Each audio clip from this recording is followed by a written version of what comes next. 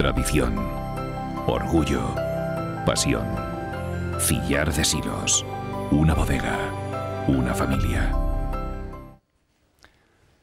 La política nacional tendrá que superar un día de estos, la conmoción por la crisis catalana, pero el futuro de nuestro país estará muy condicionado por el resultado de las elecciones del 21 de diciembre. Después nos espera un camino desconocido que nos llevará a las próximas citas electorales, esas que, aunque parezcan lejanas, ya aparecen en el horizonte de los partidos que han comenzado a marcar su estrategia. Bienvenidos.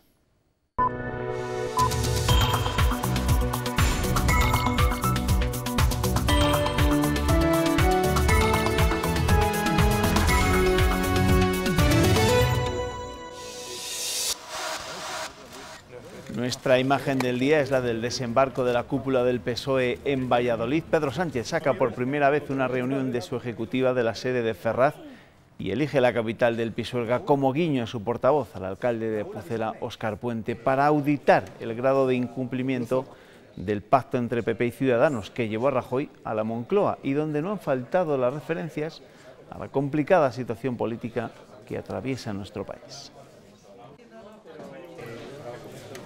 La Comisión Permanente de la Ejecutiva del Partido Socialista se ha reunido por primera vez fuera de Ferraz. Ha decidido hacerlo en Valladolid, en un guiño a su portavoz. Eso es un orgullo para la ciudad de Valladolid y hablo en calidad de alcalde, el que el Partido Socialista Obrero Español haya elegido Valladolid con esta primera ocasión.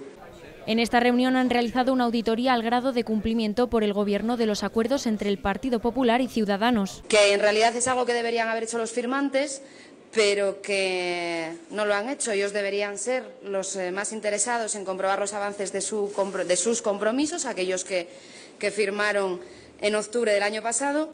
Desde el Partido Socialista concluyen que el incumplimiento del pacto es del 85,8%.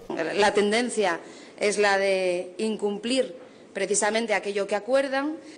Y pone de ejemplo la promesa electoral de eliminar el impuesto al sol. No solamente no lo han eliminado, sino que lo que han hecho es blindar el impuesto al sol con ese veto a esa proposición de ley que les comentaba. Lastra ha asegurado que este tipo de reuniones se llevarán a cabo 3 veces al año en distintos territorios de España. El secretario de Cultura y Deportes de esa Ejecutiva Federal del PSOE es el leonés Iván García del Blanco, que me acompaña esta noche en el Tiempo de Entrevista. Iván, ¿qué tal? Bienvenido, buenas noches. Muy buenas noches. Bueno, dígame, ¿cuáles son las razones para llevar a la cúpula del PSOE de la calle Ferraz a Valladolid? Pues yo creo que en tiempos como estos, precisamente en los que solo parece que existe Madrid y Cataluña, sí, yo creo que no está mal que de alguna manera simbolicemos que el país es mucho más diverso, mucho más extenso y que Valladolid, Castilla y León pues son partes también muy importantes de este país. Por lo tanto, estamos aquí como podríamos estar en cualquier otro lugar. ¿Están ustedes ensayando, por así decirlo, en Valladolid, en Castilla y León, las elecciones que se avecinan, más allá de las catalanas? Pues la verdad es que no estamos ensayando, no estamos en ese momento, pero bien, como decía, yo creo que sí que existe la necesidad de empezar a exteriorizar que este país es mucho más amplio que centrarnos únicamente en un par de regiones españolas, que además sitios como estos tienen necesidades especiales y que comunidades como Castilla y León necesitan mucho más de la política y de las instituciones que otras comunidades que como esta pues es que están envejecidas, que están perdiendo de alguna manera la velocidad, ¿no? Cataluña seguro que ha sido protagonista en parte de esa reunión, pero antes le tengo que preguntar a usted como leonés, además que él por el carbón y por el cierre de las térmicas. Antes de que me responda, quiero que vea la información que hemos realizado del Consejo de Gobierno celebrado esta mañana, donde la portavoz de la Junta habla bastante del Partido Socialista y de su actitud sobre esas térmicas. Profundamente molesto con Iberdrola, el Gobierno regional le lanza este mensaje a la compañía y también al Partido Socialista y Podemos, a los que culpa de haber propiciado esta situación. Hay que buscar el equilibrio entre el impacto ambiental y la economía, entre la Castilla y León verde que todos queremos y la actividad económica en el medio rural, que es lo que evita la despoblación. Insisten que el carbón debe tener un protagonismo en el mix energético y que no se puede priorizar unas actividades sin tener en cuenta las consecuencias ni alternativas previas. Hay muchas formas en las que se pueden reducir estas emisiones sin cerrar las térmicas. Ahora bien, si determinados grupos políticos apuestan por el cierre definitivo de las centrales térmicas para evitar las emisiones, pues las empresas estarán encantadas. Marcos defiende la posición del ministro Nadal y carga así contra el PSOE cuando dice que ellos no tienen ni voz ni voto. El PSOE es verdad que no tiene ni voz ni voto en nada últimamente, en eso estamos todos de acuerdo, pero debiera tener un poco de responsabilidad, un poco de decencia y ser un poco coherente. No se puede a la vez estar en misa y repicando. Si se establece y se apoya el carbón, se saca fotos con el carbón, se viste uno de minero, va a la mina, el día siguiente no se puede votar el cierre de las minas. Sobre las manifestaciones previstas por los vecinos este fin de semana, que incluso ya piensan en cambiar de compañía, la portavoz de la Junta entiende su enfado y reitera que están en juego muchos puestos de trabajo. Por alusiones, ¿tiene el PSOE parte de culpa en el cierre de las térmicas?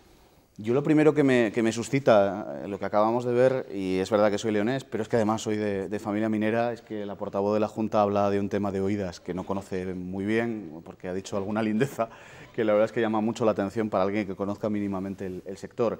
Bien, aquí hay una verdad incontestable, que es que había más de 3.000 trabajadores en el régimen especial de la minería cuando llegó Rajoy y que hoy apenas hay 400, que no estaba en riesgo el mantenimiento y la continuidad de las centrales térmicas y que hoy están en riesgo, alguna ya ha confirmado que va a cerrar definitivamente y que además el propio Gobierno no solo incumplió el plan que venía del Gobierno anterior, sino que está incumpliendo su propio plan que aprobó hasta 2018.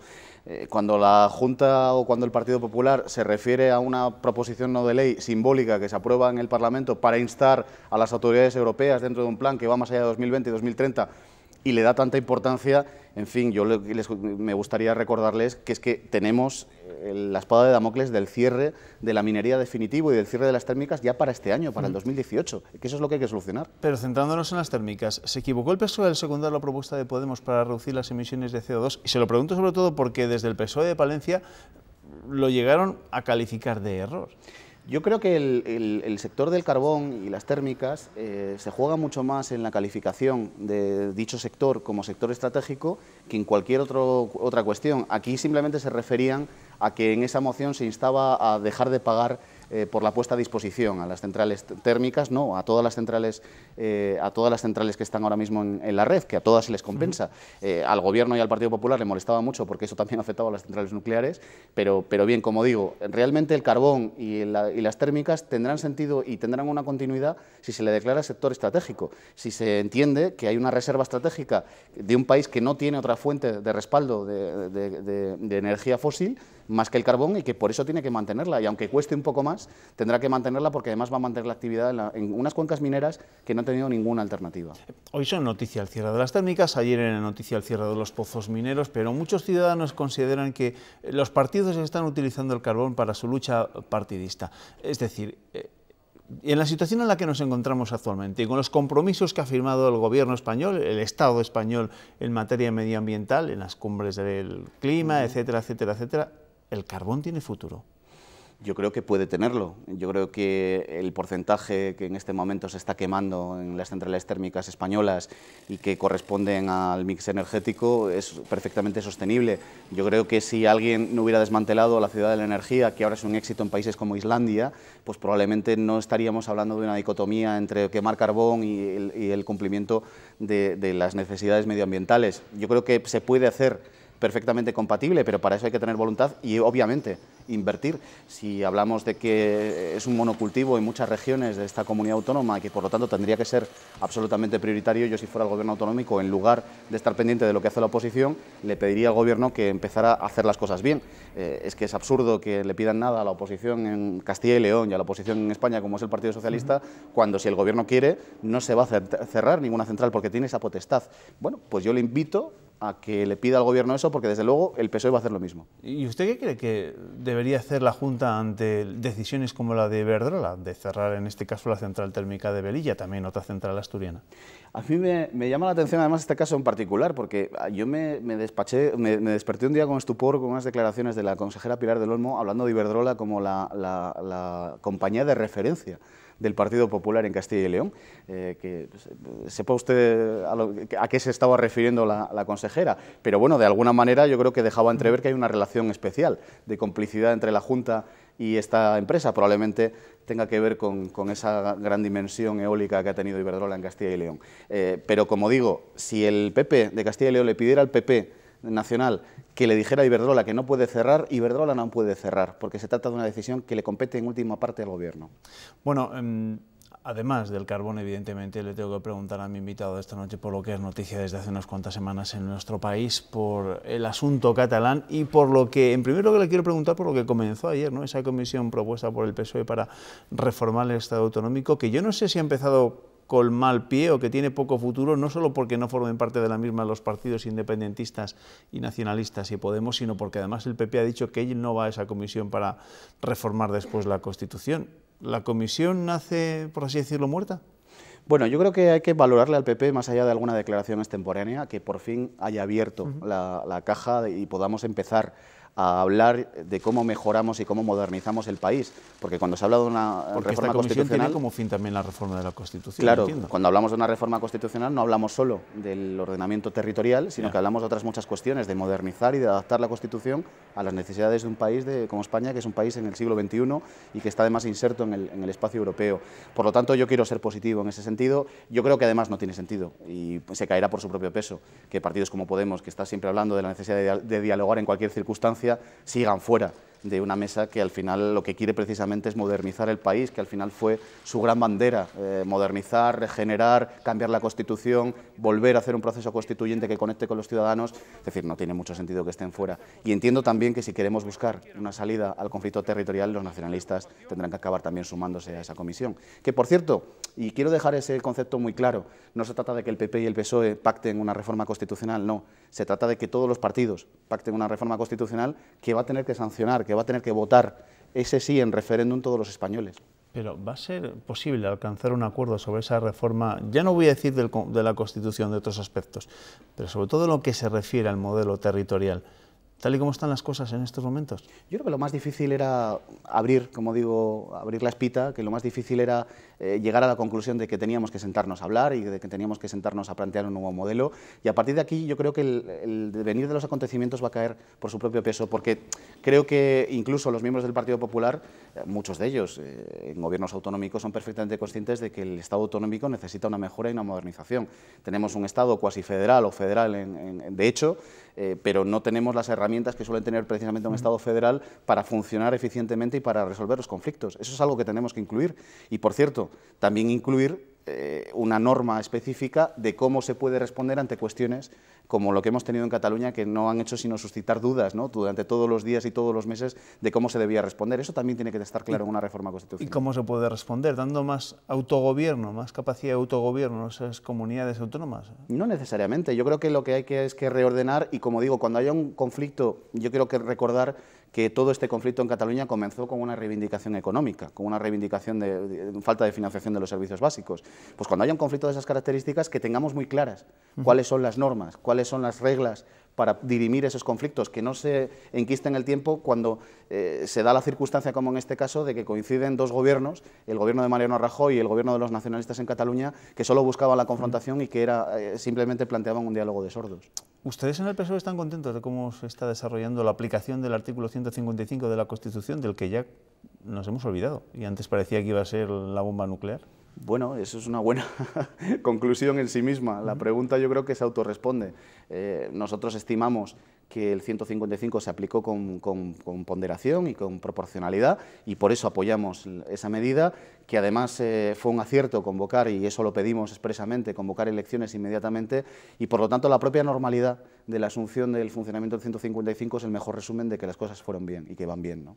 ¿Y qué escenario baraja el Partido Socialista de cara a esas elecciones del 21 de diciembre en Cataluña? Estos días hemos escuchado a Iceta señalar que él en ningún momento, el PSC en ningún momento iba a respaldar a un candidato independentista. Hablando evidentemente, ya no de Junqueras, que no va a ser el número uno por Esquerra Republicana de Cataluña, sino por el candidato de RC o el candidato de Juntos por Cataluña. El PSC se presenta para ganar las elecciones y por lo tanto no renunciamos a la posibilidad de gobernar en Cataluña. Y además estamos haciendo un esfuerzo importante por sumar a todas esas partes de la sociedad catalana moderadas que quieren volver a la normalidad, que se vuelva a hablar de la sanidad, que se vuelva a hablar de la educación y que se vuelva a hablar de los servicios.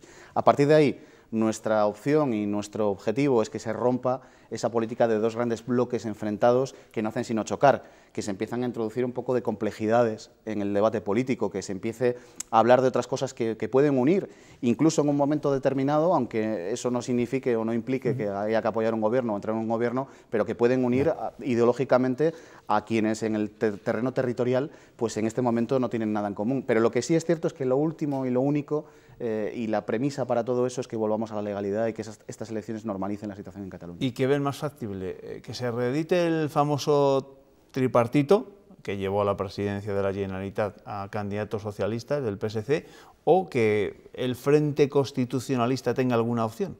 Nosotros no barajamos de ninguna forma que se reediten Pero es de lo que se va a hablar el 22 de diciembre. Del pasado. Bueno, pues ya adelanto, además entiendo la pregunta y la respuesta es que no estamos pensando en esas circunstancias ni en esa solución.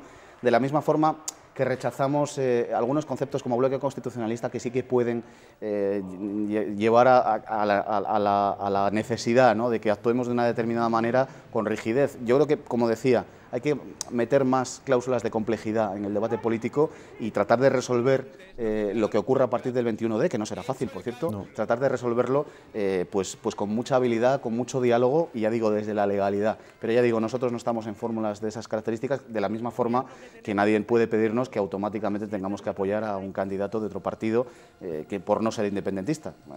Yo creo que aquí, en este país, afortunadamente, durante 40 años, cada uno ha podido defender lo que le ha parecido, se han buscado fórmulas de complicidad y de pacto, y lo que tenemos es que recuperar esa cultura.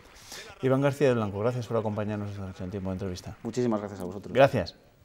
Bueno, nosotros hacemos ahora una pequeña pausa para la publicidad. Les recuerdo que después llegan los tertulianos, donde evidentemente tendremos que repasar lo que ha dado de sí esta jornada. Hasta ahora.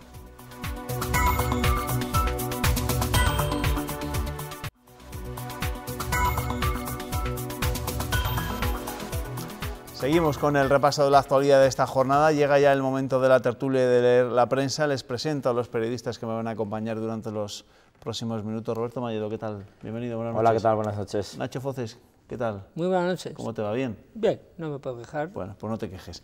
Ernesto viene como todas las noches con la prensa. Buenas, Ernesto. Buenas noches. ¿Con qué vas a empezar hoy? Pues mira, empezamos con los problemas de la despoblación que destaca el norte en su primera. 3 alcaldes jóvenes reconocidos mañana por la Diputación alertan de que sin vivienda y transportes los pueblos van a desaparecer. Diario La Razón, la Junta reprocha a Iberdrola carecer de alternativas al cierre de centrales térmicas. Milagros Marcos anuncia una reunión de Castilla y León, Asturias y el Gobierno con la compañía. Diario ABC, el PP pide a Sánchez que aproveche su cita en Valladolid para defender el carbón. La Gaceta de Salamanca, la Junta aporta 9 millones para que el Banco de España sea el centro del Español y para convertir este edificio en el más emblemático del 8º centenario de la universidad. Diario de León destaca en su primera las imágenes del vídeo que emitimos en el informativo sobre el jabalí que murió en Picos de Europa despeñado. Que le tiraron por el barranco ese grupo de senderistas. Investigan el vídeo de un jabalí que murió en Picos de Europa despeñado, que ocurrió en el tramo asturiano de la ruta del Cares. Y Diario Palentino destaca en su primera que estamos ya en la recta final en Rivas de Campos de la recuperación del monasterio románico de Santa Cruz de la Zarza. Y por último, Diario de Ávila destaca los premios, la 12ª edición de los premios Pablo Iglesias de UGT en reconocimiento a quienes están al lado de las personas. Gracias, Ernesto. Hoy hemos leído en el norte de Castilla una exclusiva que nos ha sobresaltado. El titular decía que el asesino Valentín Tejero se hacía llamar Benito y realizaba chapuzas en Madrid. El violador y asesino de Olga Sangrador estuvo durante 4 años, entre 2013 y 2017, viviendo en la capital de España tras ser acogido por una comunidad cristiana donde ocultó su verdadero nombre. En la Noticia del Norte leemos que fingió ser viudo y que se presentó como profesor en paro que vivía en un piso compartido. Y esto, Nacho, nos tienes que dar más datos porque es una de esas noticias que llama y mucho la atención. No, afortunadamente están todos los datos para los lectores del periódico, están todos expuestos, pero sí es llamativo porque nosotros ayer nos pusieron tras la pista de que esto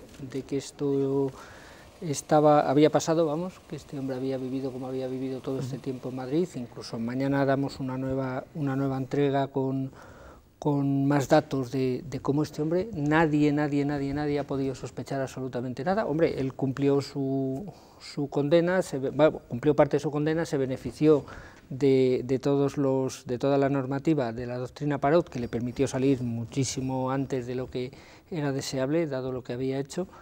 Y claro, lo que se ve es que una vez que este hombre y este tipo de personas salen de la cárcel, pueden perfectamente montarse la película que se quieran montar. Volvemos a lo mismo, la justicia debe ser ciega, pero no tiene por qué ser tonta. Y en el caso de los violadores sabemos que un altísimo porcentaje acaba reincidiendo y no podemos someter a determinadas personas al riesgo de vivir cerca de ellos. Nosotros, Onda Cero, hemos sacado especialistas, cuando pasó todo esto, hemos sacado especialistas que lo decían, que además no decían, hay un porcentaje, no, eran todos tajantes, todos los que hemos sacado en todos los medios, volverán a reincidir, y a la vista está, este hombre ha sido detenido por lo que ha sido, este ha sido detenido por lo que ha sido detenido, el otro ha sido reconocido por otras víctimas, entonces, esto es una situación tremenda. Roberto.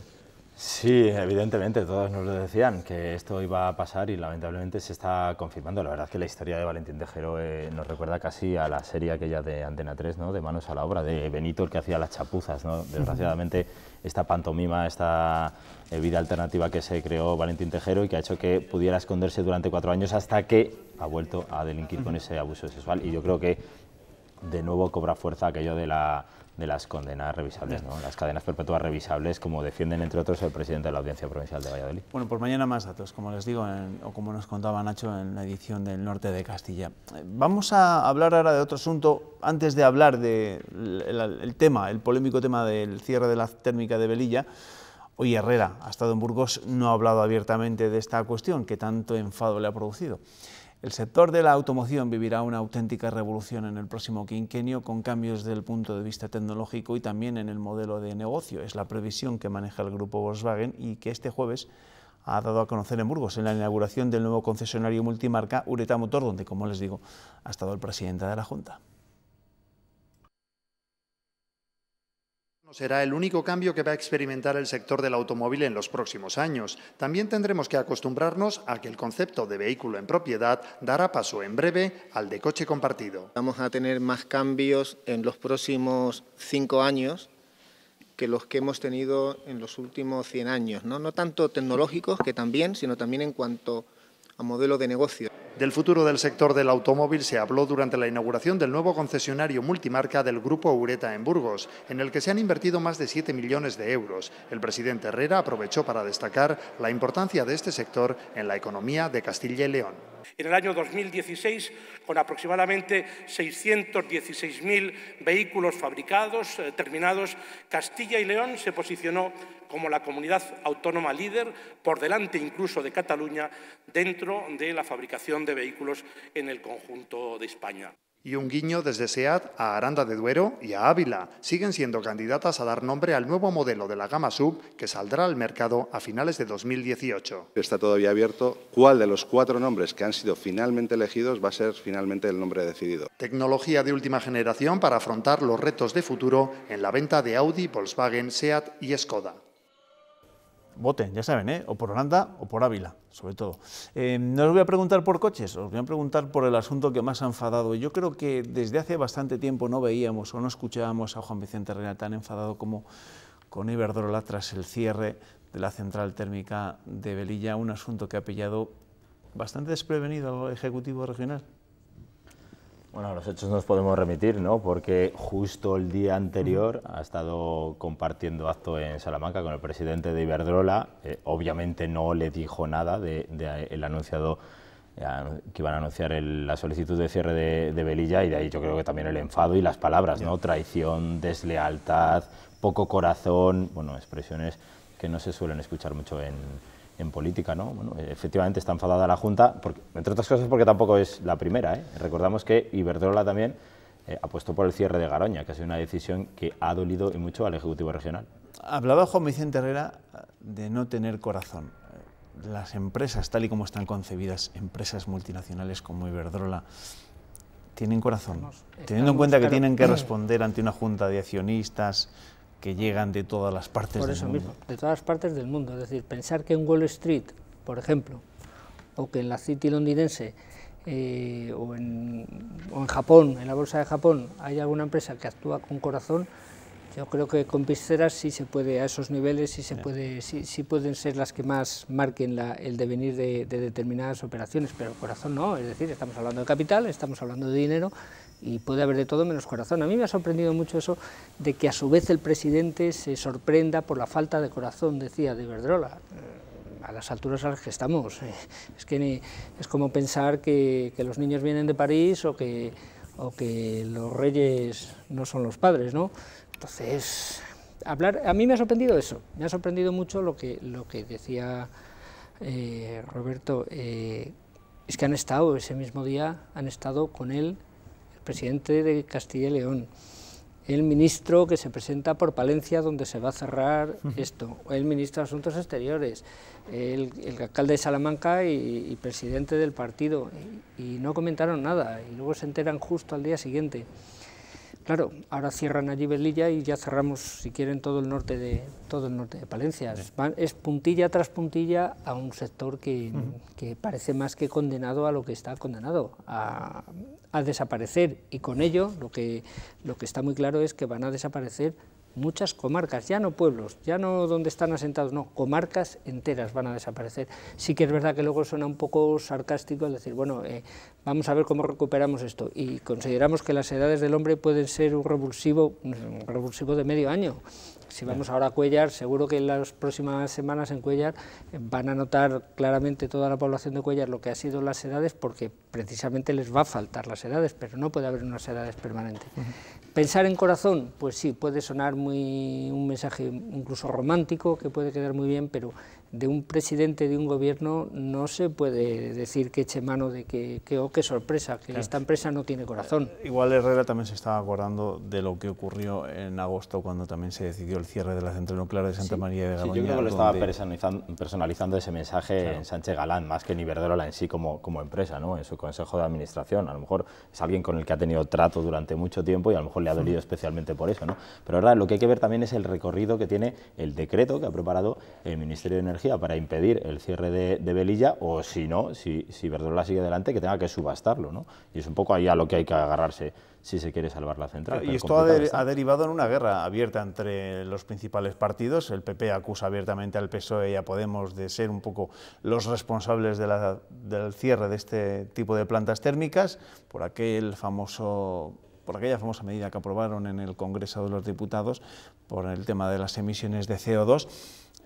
Y esto ha sido así, claro, uno se tira los trastos a los otros. Al final también en esto está pasando que los políticos están jugando con este asunto y que ninguno tiene clara cuál es su estrategia en torno al futuro del carbón. Lo que están no jugando con el asunto, lo que están es actuando al sálvese quien pueda, porque en esto tienen culpa todos, todos. Sí. Es decir, Iberdrola tomará la decisión, pero la empresa, en este caso, ya que estamos hablando de Velilla, es Iberdrola, ¿no? Tomará la decisión, pero antes hemos visto años atrás lo que pasaba con la minería y cómo, rascando, yendo hacia atrás, se veía que el origen de todo esto estaba en decisiones que había adoptado el gobierno de José Luis Rodríguez Zapatero, el Partido Socialista. ¿Que echen la culpa también a Podemos? Pues claro, y Podemos saldrá, si no lo está haciendo ya, aunque una de las alternativas que plantea Podemos de convertir la central de Velilla en central de biomasa podría ser, evidentemente, por lo menos ha puesto algo sobre la mesa, alguna alternativa, pero que todos tienen la culpa, y esto al final, ¿en qué va a quedar? En gente sin comarcas abandonadas, gente sin trabajo, éxodo de familias enteras, y entre todos la mataron y ella sola se murió. Sí, la zona está pidiendo consenso político, no lo olvidemos. En el norte de Palencia lo que se pide es que todos los partidos les echen una mano, y no está pasando ni mucho menos eso, se están tirando los trastos a la cabeza, y de qué manera además, ¿no? Se están echando una mano al con cuello. Intervención también de la Junta de Castilla y León, y ojo porque el Partido Socialista, aprovechando que está celebrando su permanente en Valladolid, mañana va a anunciar con Pedro Sánchez cuáles son las iniciativas que va a tomar en esta materia, y lo que ha dicho hoy su vicesecretario de Organización es bastante fuerte. Le ha dicho al PP que lo que está haciendo es por venganza porque ha pedido votos en las cuencas mineras. Ya. O sea que, ojo, se están tirando los trastos a la cabeza, bueno, pero bien. Lo recordaba, en más de una ocasión lo recordó el propio Juan Vicente Herrera cuando, después de perder la mayoría absoluta en las Cortes Regionales, acusó en buena medida la política del exministro Soria con el carbón, con las cuencas del carbón, donde más o menos hacía esos cálculos, ¿no?, de que habían perdido algún procurador por esa provincia. Así fue. Lo que pasa, Eso fue así. Juanma, y lo más grave es, ellos se tiran los trastos a la cabeza y se imputan unos a otros responsabilidades, pero todos tenemos que pagar la luz un 15% más cara inmediatamente. Así es. Incluidas las industrias, todos. Hablemos menos de esa... las vascas, que tienen esa subvención comprometida en los presupuestos para no tener que pagarla.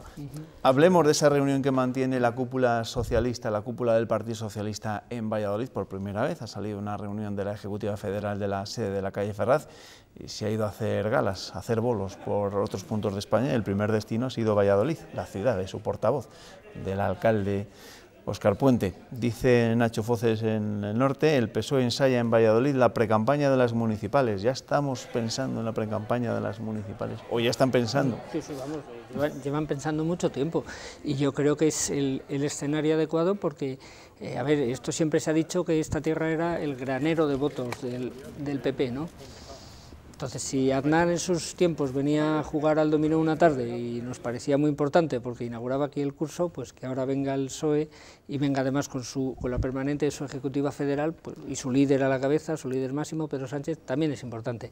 Pero claro, estamos hablando en el escenario en el que estamos hablando. Estamos hablando en la comunidad autónoma en la que el PP se mantiene, pese a haber bajado en votos, se mantiene con el apoyo de Ciudadanos. ¿Dónde tienen que ir a pescar? Tienen que venir a pescar a caladeros en los que ese voto de centro, centro-derecha, centro-izquierda bascula para un lado o para otro. Lo más interesante va a estar mañana. Os lo pregunto más porque ahora que estamos viendo a Adriana Lastra, creo que los dos habéis estado pendientes de esa comparecencia, no la hemos visto especialmente lúcida, no sé, se la veía un poco... Quizás por la hora de retraso creo que con la que comenzó la rueda de prensa. Os ha soltado un rollo considerable. Sí, lo primero que tenemos que decir es que efectivamente hemos estado esperando una hora a que comenzara esa... O sea, que ya os veía en las caras con el malestar, ¿no? Sí, lógico enfado de los que estábamos allí esperando, ¿no? Es verdad que han aducido motivos técnicos y demás, bueno, no es mucho de recibo, pero bueno. Yendo al fondo del asunto, es verdad que mañana... Luis Tudanca se va a presentar con Pedro Sánchez después de la reunión de esas permanentes que van a tener las dos ejecutivas y en parte de lo que decía Nacho, es verdad que en el PSOE están insistiendo mucho en que tienen una oportunidad histórica de recuperar el gobierno en Castilla y León, ¿no? Hay cambio en el Partido Popular, hay cambio de candidato, Juan Vicente Herrera ya no está, es el que ha regido los destinos de la comunidad en los últimos años, entendemos que será Alfonso Fernández Mañueco el candidato del Partido Popular si todo sigue según lo previsto. Pero es verdad que el PSOE dice que tiene su máxima oportunidad, ¿no? Y la van a intentar aprovechar y se está notando. Bueno, mañana seguiremos hablando en nuestros informativos acerca de lo que ocurra en esa reunión de la Ejecutiva Federal del Partido Socialista en Valladolid. Y en cuanto a Cataluña, de lo que también se ha hablado, por supuesto, en esa reunión, mañana la justicia belga deberá decidir sobre la extradición del expresidente Carles Puigdemont. Hoy la Fiscalía de ese país ha llegado a pedir información sobre las cárceles españolas. A la espera de lo que decida la justicia, hoy se han ido conociendo además nuevos nombres que se incorporan a las listas de los partidos independentistas. La noticia aquí la protagoniza Jordi Sánchez, el líder de la ANC encarcelado, que será el número 2 de Juntos por Cataluña. El PSOE ha pedido a la vicepresidenta del Gobierno que informe al Congreso de las injerencias rusas que el Ejecutivo está analizando. Desde el Ministerio de Exteriores ruso aseguran que no existen tales injerencias y advierten: las acusaciones españolas contra Rusia de injerencia en la situación de Cataluña perjudican las relaciones bilaterales entre los dos países. Puigdemont pedirá diálogo a Rajoy si gana las elecciones del 21 de diciembre. Así lo ha asegurado en una televisión rusa donde ha confiado en que vencerán las candidaturas independentistas. Tenemos que tener confianza, ser fuertes, ganaremos, tendremos éxito. Finalmente, la democracia prevalecerá. Y a pocas horas de la primera declaración de Puigdemont ante el juez belga que ha de decidir si aplica la orden de detención, la Fiscalía de Bélgica ha solicitado a la jueza de la Audiencia Nacional información penitenciaria y judicial de España. En el Tribunal Superior de Justicia de Cataluña, la jueza de la causa contra Forcadell por su papel en el proceso soberanista ha remitido el caso al Supremo, atendiendo así a la petición del juez Llarena para concentrar todos los casos. En el puerto de Barcelona, después de casi 2 meses, ha zarpado el barco que alojaba a policías y guardias civiles desde el día 20 de septiembre. Pues ya ven, se ha ido el Piolín, eso que tanta vergüenza ha producido, sobre todo hacia los medios, no, hacia las fuerzas de seguridad del Estado, que se han tenido que alojar en unas condiciones bastante lamentables en esos buques. A mí lo de la justicia belga de esta tarde, o lo de la Fiscalía pidiendo información sobre las cárceles españolas, sobre los metros cuadrados de cada una de las celdas, sobre si tienen acceso a los servicios, sobre las comidas que les van a dar. ¿Esto es serio? No, eso se llama marear la perdiz, porque claro, ellos tienen un marroncete allí bastante notable con Puigdemont, teniéndole allí en Bélgica. Puigdemont estando allí, ha cogido una fama internacional que yo creo que sale hasta en los periódicos vietnamitas en portada, ¿no? con todo su periplo. Pero hay una cosa bien clara: este hombre, en el momento que pise suelo español, tendrá que ser detenido. Y hay una cosa que todavía no tienen los independentistas, no han conseguido, pese a la cantidad de gente que hay encarcelada. No hay ninguna foto de ninguno de los dirigentes que están en prisión, ni esposados, ni entrando en un coche como antaño entró Ratos, ¿acordáis? Cuando le empujaba la cabeza, tal. No hay ninguna foto de esas y necesitan esa foto para la campaña electoral. Con lo cual no sería de extrañar que aquí se presentara un día, no sé si Puigdemont o alguno de los exconsejeros que está con él en Bélgica, provocando esa fotografía. Lo que pregunten hoy la Fiscalía belga, pues ya digo, suena un poco a sainete, a decir, bueno, vamos a hacer aquí el paripé de que tenemos que mover papeles y mover registros. Lo único que se ha visto con las esposas ha sido a Rufián, pero no ha sido entrando en la comisaría, sino en el Congreso, ¿no? Bueno, no sé si no forma... Hoy decía Alsina, ¿no?, en su monólogo, que eran unas esposas compradas, por cierto, en un sex shop. No, sí, luego le preguntaban a Alsina que cómo lo sabía él, ¿no? Bueno, al margen de esto...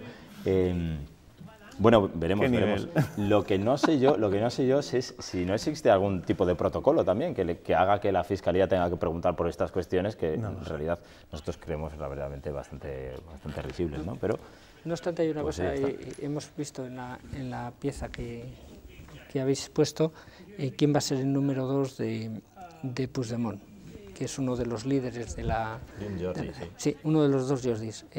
¿Esta gente de dónde saca todo el dinero? Porque al final tampoco se nos informa. A estas horas se cumple el plazo, dentro de nada, de minutos, si no estamos ya en esto, fuera de plazo, de que más tenga que plantar 2 millones y pico de euros, y sin embargo pues seguramente los pueda plantar, le han dado unos cuantos miles y miles de euros para que lo pueda hacer, y nadie nos preguntamos, estos señores, de dónde sacan el pastón que están moviendo. Oye, me resisto, o sea, quiero que escuchéis la siguiente conversación grabada con motivo de la investigación del caso Lezo al expresidente de la Comunidad de Madrid, Ignacio González. Ayer ya saben que veíamos cómo ponía de vuelta y media Mariano Rajoy y Esperanza Aguirre, llamándoles hijos de tal.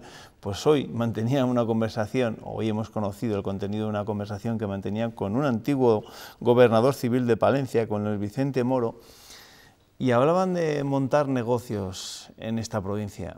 Escuchen mejor. No sé cómo sale alguna, si no, una casa puta, como dicen. Tampoco hay un puticlub con una habitación de cojonudas y algo. Lo hemos pensado. Valencia está llena de puticlubs, pero está llena de puticlubs en los grandes ejes. Están donde estaban las casas de putas de la Legio VII romana, donde paraban los legionarios de Roma que venían de Tarragona hasta León. Ahí está. Ayer lo decíamos, es verdad que algunas conversaciones privadas pues es difícil que resistan la exposición pública, pero es que estos 2 señores eran cargos políticos. Caray, están hablando de montar puticlubs en Palencia. con los que hay ya en Palencia montados. O sea que bueno, demuestra muchísimo conocimiento, para empezar, de la historia, por la referencia a la Legio Romana y para seguir de los puticlubs que hay en Palencia. Lo que pasa es que yo no me queda claro una cosa, si ahora cada vez que vemos un puticlub en la carretera tenemos que pensar que por allí pasaron los romanos, porque lo mismo empiezan a abrirse centros de interpretación. No sé si los romanos o quizá alguno de estos dos que estaban hablando en esa conversación. No, sí, desde luego no manejan mucho el lenguaje un lenguaje un poco más culto, ¿no? Puticlubs, dicen, habitaciones cojonudas, para ser no solo cargos políticos, para ser cargos institucionales, porque puede ser un cargo político, estás en tu partido y ya tu partido, pero para ser cargos institucionales, porque el palentino Moro luego se fue de subdelegado del gobierno a Ceuta. O sea, que es que era un hombre que iba de cargo en cargo, con lo cual tendría que moderar un poco más su léxico, yo creo. Bueno, lo que está claro es que el expresidente de la Comunidad de Madrid está enfangado en 1000 asuntos, tenía tentáculos por todas las partes, e incluso en Colombia, donde recordamos que le han encontrado varios millones de euros. Sí, las toallas, ¿no? Le han encontrado las toallas que él decía que llevaban unas cuantas bolsas. Gracias, Roberto, gracias, Nacho. Nos vemos, Gracias a vosotros. Ernesto. Hasta el lunes. Hasta el lunes. Enseguida va a venir el druida Mesetonio, claro, pero antes les tengo que contar que es el primer escritor centroamericano en hacerse con el Cervantes. Sergio Ramírez ha recibido el galardón de este año. Novelista, periodista y político, ha sido muy crítico con la deriva autoritaria de su país, con Nicaragua. Consagrado con Margarita, esta linda la mar, Ramírez recibe el reconocimiento como una responsabilidad para escribir mejor y colocar a su país en el mapa literario.